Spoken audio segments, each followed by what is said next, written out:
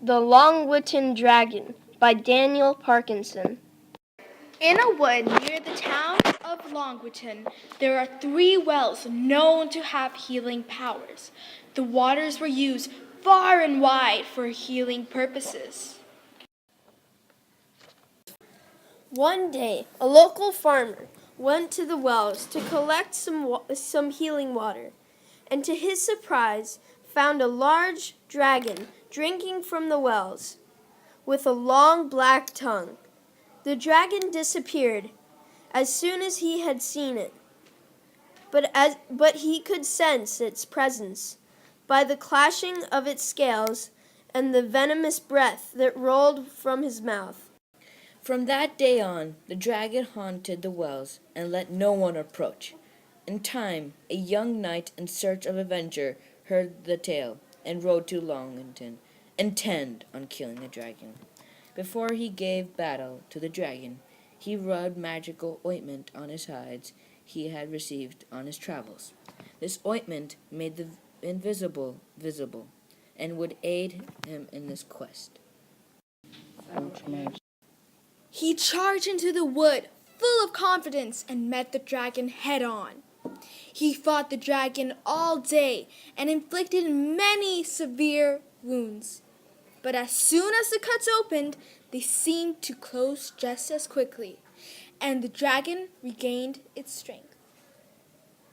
Eventually, exhausted by the day's fighting, the knight retreated and returned to the village.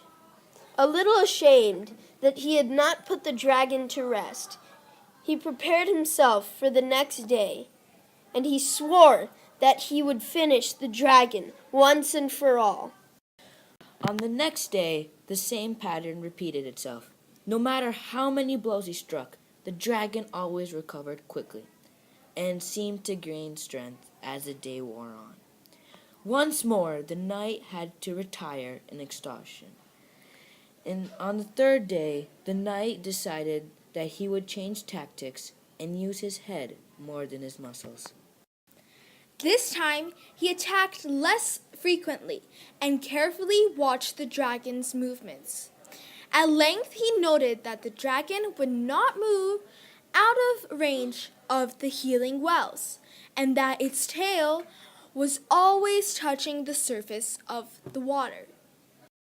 He lured the dragon from this place by dismounting and pretending to be defeated by gradually moving backwards. The dragon, sensing victory, rushed forward for the kill, but the knight jumped on his horse and rode past the dragon, blocking its passage to the wells. The dragon was angry and attacked with great fury, but the knight inflicted several mortal wounds, and the dragon died from blood loss. The next day, there was great happiness, and the people of Longwitton buried the dragon, and a great feast was held. From that day on, the wells were restored to their old glory, and their fame grew far and wide. The end.